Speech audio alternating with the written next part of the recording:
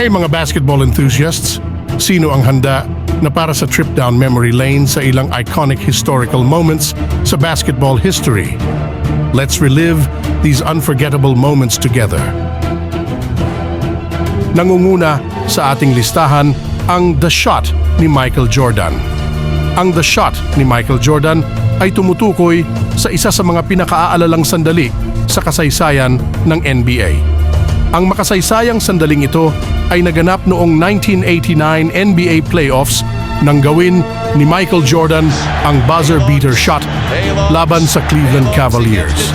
Sa isang mahalagang laro, tinamaan ni Jordan ang pulsating 15-foot jumper mula sa labas ng foul line sa final buzzer, nagbibigay sa Chicago Bulls ng isang puntos na lamang at nagtitiyak ng panalo. Ang shot na ito ay naalala sa kanyang kahalagahan sa pagtulak sa Bulls patungo sa kanilang matagumpay na championship runs noong dekada ng 1990. Ang clutch performance ni Jordan sa The Shot ay nagpatibay sa kanyang estado bilang isa sa mga pinakadakilang manlalaro sa kasaysayan ng basketball. Sumunod naman ang Baby Skyhook ni Magic Johnson. Ang Baby Skyhook ni Magic Johnson ay isang iconic shot na ginawa niya sa 1987 NBA Finals. Sa Game 4 ng series, nang kulang ng isang segundo at nakalaban pa ng Boston Celtics, nagawa ni Johnson ang Baby Skyhook na nagdala ng panalo para sa Los Angeles Lakers. Ito ay isang move na nagpakita ng kanyang versatility at skill bilang isang player. Ang Baby Skyhook ni Johnson ay nagtulak sa Lakers sa panibagong championship at ito ay isa sa mga memorable moments sa kasaysayan ng NBA. Nakasunod naman ang Allen Iverson's crossover on Jordan. Ang Allen Iverson's crossover on Jordan ay isang iconic basketball moment na naganap noong 1997.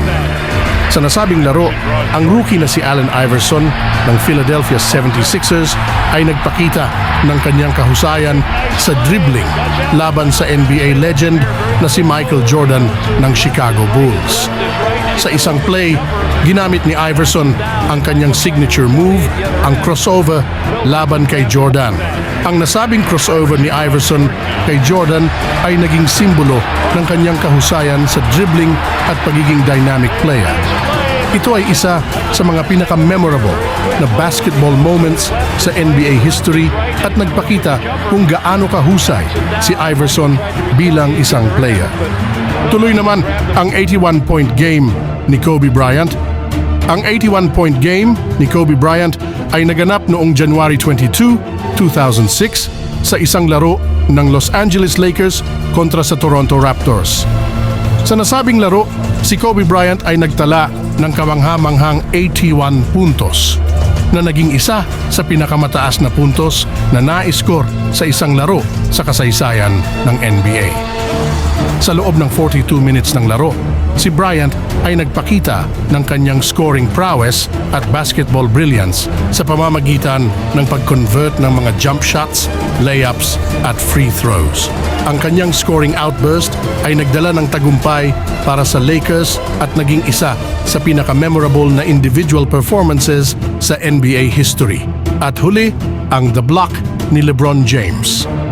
Ang The Block ni LeBron James ay naganap sa Game 7 ng 2016 NBA Finals sa pagitan ng Cleveland Cavaliers at Golden State Warriors. Sa final minutes ng laro at may 89-89 score, si Andre Iguodala ng Warriors ay nagtangkang mag-convert ng layup na magbibigay sa kanila ng lamang. Ngunit biglang sumulpot si LeBron James mula sa likod at ginawa ang isang iconic block kay Iguodala na nagpigil sa puntos ng Warriors at nagbigay ng momentum sa Cavaliers. Ang The Block ni LeBron James ay naging simbolo ng kanyang defensive prowess at clutch moments sa basketball. Ano pa ang mga iconic moments sa basketball history na gusto niyong balikan? I-share sa comments at let's celebrate the greatness of the game together.